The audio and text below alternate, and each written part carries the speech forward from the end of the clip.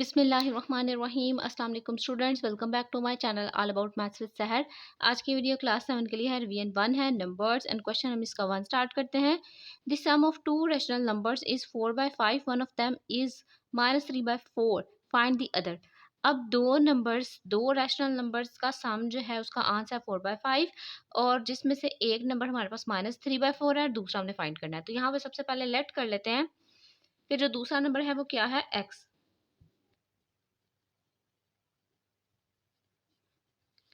फिर सम हमारे पास क्या है, सम ऑफ टू नंबर्स 4/5, जिसमें से एक जो है वो क्या है, -3/4। One number -3/4। अब हमें पता है कि जब हम टू नंबर्स को ऐड करेंगे तभी उसका आंसर आएगा ना। तो यहाँ पे लिखा हुआ है sum of two rational numbers. Two rational numbers जिसमें से वन नंबर ये है और दूसरा नंबर x है। अकॉर्डिंग टू कंडीशन यहाँ पे हम लिखेंगे one number plus second number is equal, जो भी उनका सम होगा वो। तो -3/4 फर्स्ट नंबर लिखा, प्लस जो दूसरा नंबर था x उसको लिखा। सम ऑफ टू रैशनल नंबर्स, एक नंबर गिवन है, एक नंबर हमने खुद से लेट किया, इज क्या सम है 4/5। तो अब हम क्या करेंगे, हमें दूसरा नंबर चाहिए यानी कि x की वैल्यू चाहिए। तो हम क्या करेंगे, ये -3/4 है ना, ये माइनस हो रहा है, उस साइड पे जाके क्या हो जाएगा, प्लस हो जाएगा। तो सबसे पहले आपने क्या करना है, जिसको ट्रांसफर करना है उसको थोड़ी देर के लिए इग्नोर कर देना है, ठीक है। बाकी सारी वैल्यूज एज इट इज लिख देनी है। अब नेक्स्ट में जब हम उसको ट्रांसफर करेंगे तो उसका ना साइन साथ ही चेंज कर देंगे। अब यहाँ पे हम क्या करते हैं, इसका एलसीएम ले लेते हैं। 5 और 4 का जब हमने एलसीएम लिया, 2 2 ज़ा 4, 5 एज इट इज, क्योंकि 5 2 के टेबल में नहीं आता। 2 1 ज़ा 2, 5 एज इट इज, 5 1 ज़ा 5।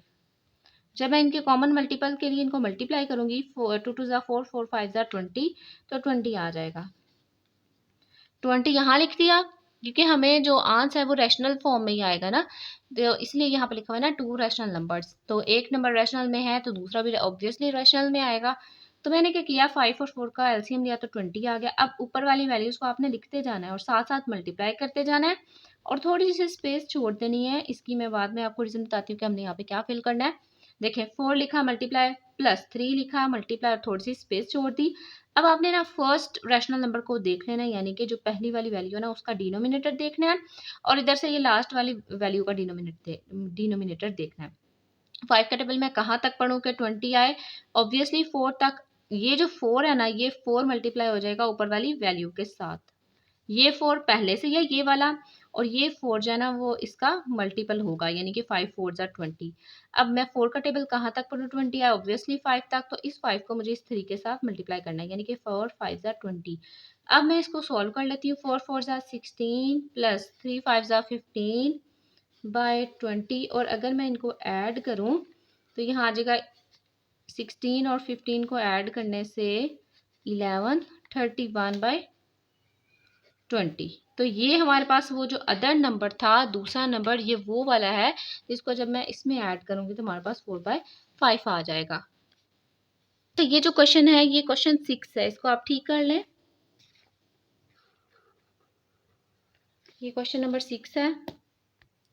क्वेश्चन नंबर इसका 12 स्टार्ट करते हैं। एक्चुअली ना ये बच्चे ने मुझे इंस्टाग्राम पे मैसेज किया था, और जो भी मैं क्वेश्चन करवा रही हूँ ना वो सारे क्वेश्चंस मेंशन किए थे कि ये वाले क्वेश्चंस एक ही वीडियो में करवाएं, ठीक है। तो अगर आपको इसके इसी रिवीजन के सारे क्वेश्चंस चाहिए 1 बाय 1, ठीक है, तो आप मुझे कमेंट कर सकते हैं। तो मैं सारे क्वेश्चन आपको एक ही वीडियो में करवाऊंगी, या उसके पार्ट्स बनाकर वीडियोज़ जो है ना वो क्रिएट कर दूँगी। बस आपने क्या करना है, मुझे कमेंट सेक्शन में बताना है कि आपको सारी वीडियोस चाहिए, सारे क्वेश्चन चाहिए। अब यहाँ पे क्वेश्चन 12 करते हैं। By what numbers 3675 be divided to get a perfect square. उन्होंने अब ये बोला हुआ है कि ये एक ना परफेक्ट स्क्वायर नहीं है। इसको परफेक्ट स्क्वायर बनाने के लिए हम किस नंबर से इसको डिवाइड करेंगे ताकि ये एक परफेक्ट स्क्वायर बन जाए। तो सबसे पहले हम क्या करेंगे, इस सारे का ना एक जो प्राइम फैक्टर्स हैं वो सारे निकाल लेंगे। लास्ट पे इसकी क्या है, लास्ट पे 5 है, तो ये 2 के टेबल में नहीं आ सकता। तो हम देखेंगे कि ये 3 के टेबल में आता है कि नहीं। तो उसके लिए हमने सिंपल क्या करना है, सारे डिजिट को ऐड कर लेना है। अगर एडिशन के बाद वो नंबर 3 पे आ रहा है तो इसका मतलब ये सारा नंबर भी 3 के ऊपर आ रहा है। 3 में 6 ऐड किया 9, 9 में 7 ऐड किया 16 में 5 ऐड किया तो 21, तो 21 3 के टेबल में आता है। यस, इसका मतलब ये सारा नंबर भी 3 के टेबल में आता है। तो हम 3 से स्टार्ट करते हैं। 3 1 ज़ा 3, 3 2 ज़ा 6, 3 2 ज़ा 6, 1 कैरी, 3 5 ज़ा 15। अच्छा, यहाँ पे ये अब 3 के टेबल में नहीं आता, क्योंकि अगर हम ऐड कर लेते हैं ना, ऐड हमने नहीं किया यहाँ पे, ये मिस्टेक से मैंने लिख दिया इसको, बाय मिस्टेक। आप सिंपल इनकी वैल्यूज़ को पहले ऐड कर लें। 1 में 2 ऐड किया, 3 में 2 ऐड किया तो 5 में 5 ऐड किया तो 10 तो 3 के टेबल में नहीं आता। इसका मतलब हम किससे स्टार्ट करेंगे? 5 से। लास्ट पे 5 पे आ गया, 5 से स्टार्ट करते हैं। 5 2 ज़ा 10, 2 कैरी चला जाएगा। 5 4 ज़ा 20, 2 फिर कैरी चला जाएगा। 5 5 ज़ा 25, अभी भी ये 5 से हो सकता है। 5 4 ज़ा 24 साइड पे आ गया। 5 9 ज़ा 45, अब से 7 से होगा। 7 7 ज़ा 49 एंड 7 1 ज़ा 7। अब यहाँ पे हमने क्या करना है? 3 6 7 5, इसके जो पेयर्स हैं सारे के सारे यहाँ लिख देने हैं। पेयर्स या जो भी प्राइम फैक्टर्स हैं वो। अच्छा, यहाँ पे आपने पेयरिंग बनाना स्टार्ट कर देना है। 3 का आपको कोई पेयर नजर नहीं आ रहा है, इसको स्किप कर देंगे। 5 के 2 पेयर्स, 7 के 2 पेयर्स। अब ये जो 3 ऐसा नंबर है, हम लिखेंगे simple 3 is not in pair. So 3 जो है ना, देखें बाकी सारे पेयर्स में है तो ये परफेक्ट, ऑब्वियसली परफेक्ट स्क्वायर बनाएंगे, लेकिन अब 3 जो है ऐसा नंबर है जो पेयर्स में नहीं आ रहा है। इसका मतलब इसी नंबर्स को हमने डिवाइड करना है। सो यहाँ पे हम लिखेंगे 36775 is divided by 3 to get a perfect square। तो ऑब्वियसली परफेक्ट स्क्वायर हमारा क्या आएगा? 1 2 2 एंड 5, ये एक जो है ना परफेक्ट स्क्वायर है। ओके जी, हमारे पास जो क्वेश्चन 13 है सिंप्लीफाई करना है। अब हम क्या करते हैं, सारी वैल्यूज को देख लेते हैं। सबसे पहले तो क्वेश्चन का सॉल्यूशन लिख लेते हैं। आपको बोर्ड में रूल का तो पता होगा, जिसमें हम सबसे पहले ब्रैकेट करते हैं, फिर ऑफ करते हैं, फिर divide multiply add and subtract. तो सबसे पहले हमने देख लेना है, हमारे पास जो है वो बोर्ड ब्रैकेट नहीं है तो ब्रैकेट को छोड़ देंगे। ऑफ भी नहीं है, डिवाइड है यस। तो सबसे पहले हम जिन दो रैशनल नंबर्स के दरमियान डिवाइड का साइन है ना, हम सबसे पहले उनको सॉल्व करेंगे। सबसे पहले तो आप जो डबल फ्रैक्शन है उनको सॉल्व कर लें। 2 4 ज़ा 8, 8 में 1 ऐड किया, 9 और 2 एज इट इज। 3 3 ज़ा 9, 9 में 2 ऐड किया तो 11/3 डिवाइडेड बाय 11/18 माइनस 2/3। ठीक है, मैंने जैसे आपको बताया कि सबसे पहले डिवाइड होगा, तो डिवाइड जिन दो नंबर्स के दरमियान है हम उनको ले लेते हैं और उनको सॉल्व कर लेते हैं। ये डिवाइड जो है वो चेंज होगा मल्टीप्लिकेशन में। तो हम क्या करते हैं, जब भी वैल्यू को हमने डिवाइड से मल्टीप्लाई में चेंज करना होता है तो हम उसका रेसिप्रोकल ले लेते हैं। यानी कि 18 ऊपर चला गया, 11 नीचे आ गया। ठीक है, -2/3 एज इट इज आ गया। अब हम देख लेते हैं क्या कटिंग हो रही है। अब आप इन सब को हैंडल कर सकते हो, क्योंकि ये भी सारा मल्टीप्लिकेशन में होगा, ये भी मल्टीप्लिकेशन में होगा। ठीक है, तो मैंने क्या करना है, 11 1 11, 11 1 11 कट हो गया। 18 आता है 3 के टेबल में, यस। 3 1 3, 3 6 18। तो मैंने सिर्फ इन दो जिनके दरमियान में डिवाइड था ना उनको हैंडल कर लिया, बाकी सारी वैल्यूज में एज इट इज लिख देती हूँ। Multiply by 1/1, multiply by 6/1, -2/3। अभी भी मल्टीप्लिकेशन की वैल्यू है, माइनस को भी मैं इसको टच नहीं करूंगी। तो मल्टीप्लिकेशन में देख लेते हैं। 2 1 2, 2 3 6। कटिंग तो आपको ऑब्वियसली करनी आती है कि ऊपर नीचे दाएं बाएं और यानी कि क्रॉस में ऊपर नीचे कर सकते हैं, लेकिन कभी भी सामने सामने हम कटिंग नहीं कर सकते। तो ये हमारे पास सिंपल जो है वो वैल्यूज आ गई, हम सॉल्व कर लेते हैं। 9 1 9, 9 3 27, 1 1 1, 1 1 1। तो मैं 1 नीचे नहीं लिख रही, बाकी हमारे पास जो है वो 2/3 आ गया। अच्छा, अगर आप 1 लिख भी लेते हो तो ठीक है। अब 1 और 3 का माइनस की वैल्यू आ गई। जब भी हम एडिशन और माइनस कर रहे होते हैं किसी दो रैशनल नंबर्स को, तो उनका ना एलसीएम के अकॉर्डिंग उसको सॉल्व करते हैं। यहाँ पे मैंने 1 और 3 का जब एलसीएम लिया तो ऑब्वियसली हमारे पास क्या आया, 3 ही आया। तो मैंने यहाँ पे 3 लिख दिया। 27 मल्टीप्लाई बाय थोड़ी सी स्पेस, -2 मल्टीप्लाई बाय थोड़ी सी स्पेस। ये जो है ना ट्रिक आपको हर एक जगह पे काम आएगी। ठीक है, सिंपल हमने क्या करना होता है, नीचे वालों को जो प्राइम फैक्टर है वो लिखना होता है, मल्टीपल कॉमन मल्टीपल लिखना होता है, और ऊपर वाली वैल्यू एज इट इज लिखने के साथ साथ ना उनका मल्टीप्लिकेशन और थोड़ी स्पेस भी छोड़ देनी होती है। अब हम ना इनके डिनोमिनेटर को चेक करते हैं। 1 का टेबल मैं कहाँ तक पढ़ूँ कि 3 आए, ऑब्वियसली 3 तक। तो जहां तक आता है वो मैं ऊपर लिख दूंगी। 3 का टेबल मैं कहाँ तक पढ़ूँ कि 3 आए, 1 तक। तो अब हम इसको सॉल्व कर लेते हैं। 27 और 3 को हमने मल्टीप्लाई करना है। 3 7 ज़ा 21, 3 2 ज़ा 6 7 8, 81 -2 1 ज़ा 2 और 3, और 81 में से अगर मैं 2 को बाहर निकालती हूँ तो 79/3।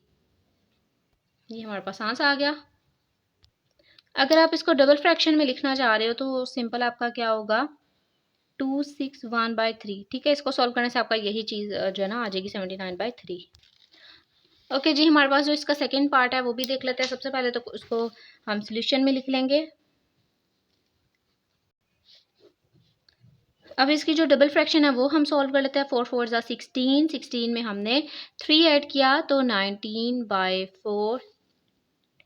अब हम इसको देख लेते हैं। 3 3 9 और 9 में मैंने ऐड किया तो 10/3।